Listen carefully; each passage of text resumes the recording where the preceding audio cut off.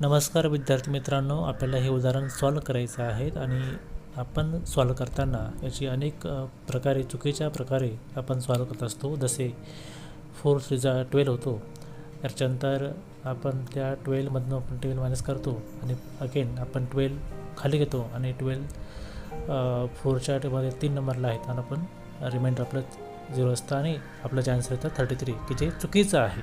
Actually खरं जी method आहे डिवायडेशनची ती अशी या प्रकारे आहेत. 4 3 जा 12, so 12 minus 12 is equal to 0 आणि एका वेळेस एकच संख्या खाली घ्यायची असते, दॅट इज 1 आणि 4च्या मध्ये 1 हा नाही आहे, त्यामुळे आपण 4 0 जा 0 घेणार आणि जे उत्तर येईल ते आपलं 1 राहील आणि आपण नेक्स्ट संख्या जी आहे 2 घेणार. एक वेळेस एकच संख्या घ्यायची असते आणि 4 3 जा 12 होईल. सो आपला आन्सर येईल 303. So that's why remainder is 0. Thank you.